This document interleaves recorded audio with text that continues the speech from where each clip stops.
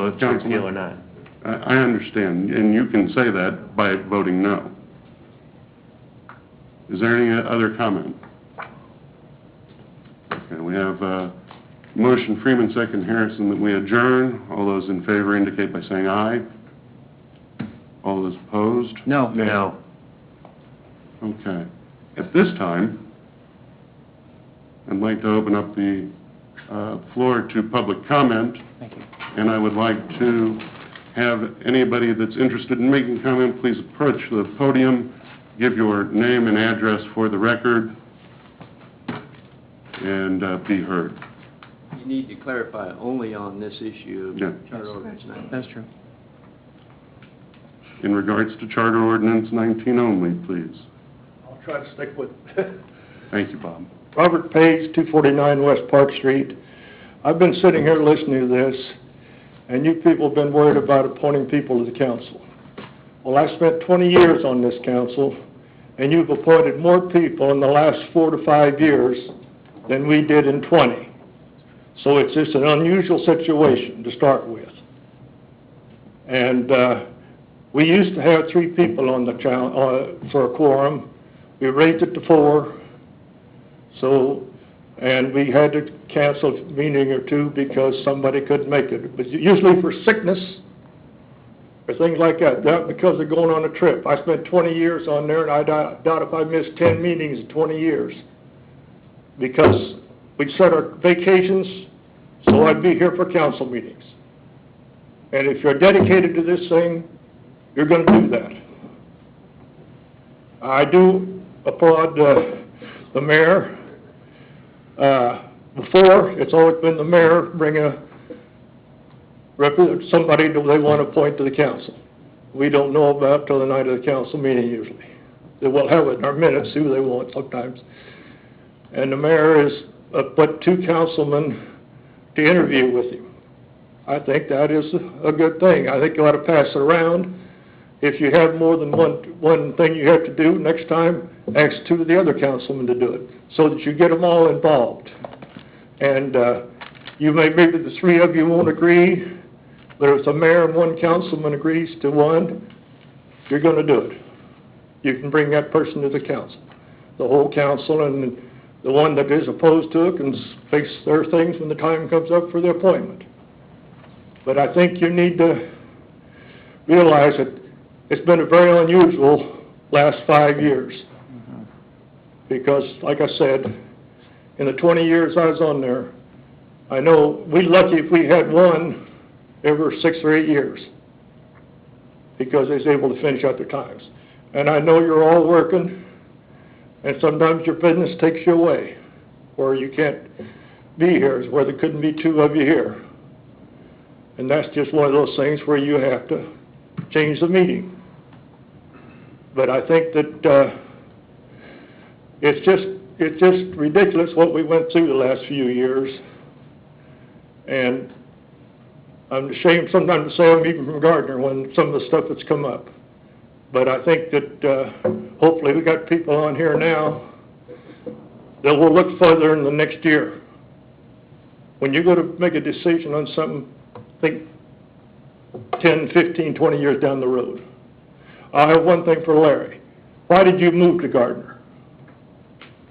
I've made that very clear over the years. It's a great place to live and raise kids. And well, all I got to say to that is, why do you fight everything that comes on the table? Okay. Every time I read the paper, it's that way. I'm sorry, but that's the way it is.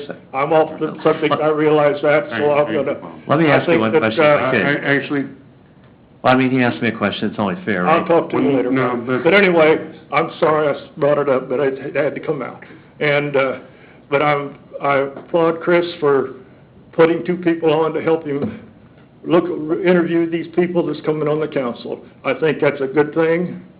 It isn't in there where you have to do it, but I think it's a good thing. It gives everybody more involved to get a good person on there that really will represent the city of Gardner well. Thank you.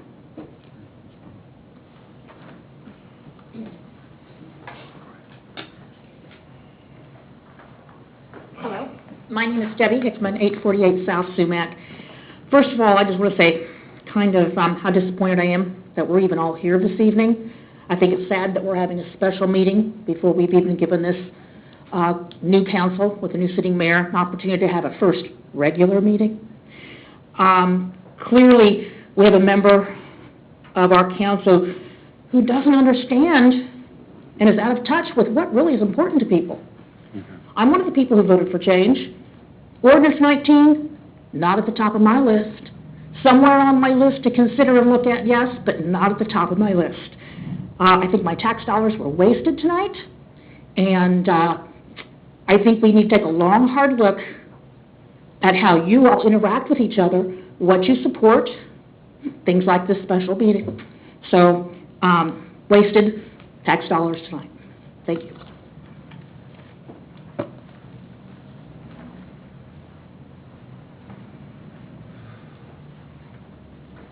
Peggy Abdichek, 623 Plum Creek Circle. I haven't taken any notes, so not a public speaker. But I think that our new mayor was elected because he wanted change. This is a fluid society these days, and I think our vacancies are going to happen regularly. People come and go.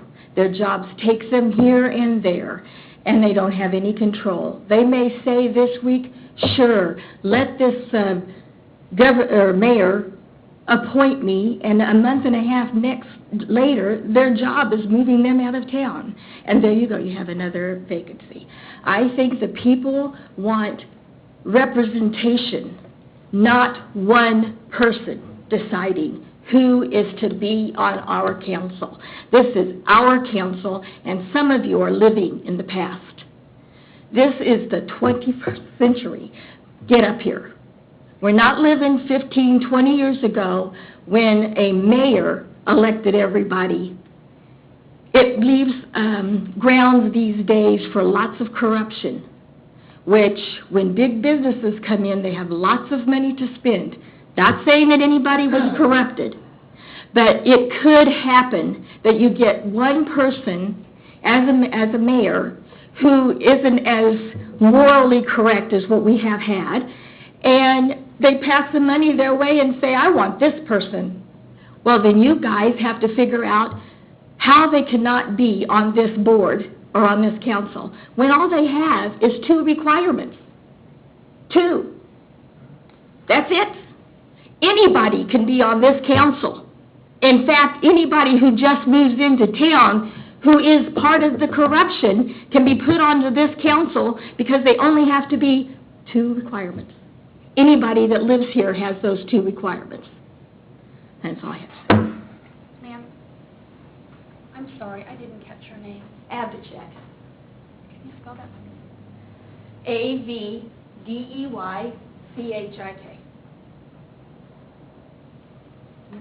Peggy. Thank you, Peggy.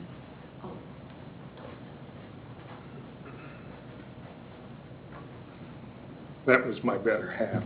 I'm Craig Abdichek at 623 Plum Creek Circle. I've never been here while Mr. Heath has been a council member. I've not been here since the intermodal thing was decided a long time ago. I was on one side, a lot of people were on the other side. But what happened was our last 2 councils, and I say mayors because they appointed people, we had a chain event. Council after council after council member was appointed by one person, with everybody else saying, oh, okay, or you got to explain why no, and justify legally why this person is a degenerate or whatever they might be because they meet those 2 requirements. I think there's been some very good things said here tonight. Number 1, you need to plan it well. Number 2, you need to have a lot of information and requirements for everybody, just like any office. You can't be a felon, shouldn't have a drug conviction, misdemeanor, that type of thing. But our last 2 mayors, chain reaction, it was always their appointees. So when it came to vote, it was always one-sided in most cases. Not always, but in most cases. The intermodal is a good example. I hate to bring it up, but it's a very good example. I was party to the lawsuit that stopped this thing, because we were told we would get the money for it. What'd they do? They didn't sign it. They let it go down the road.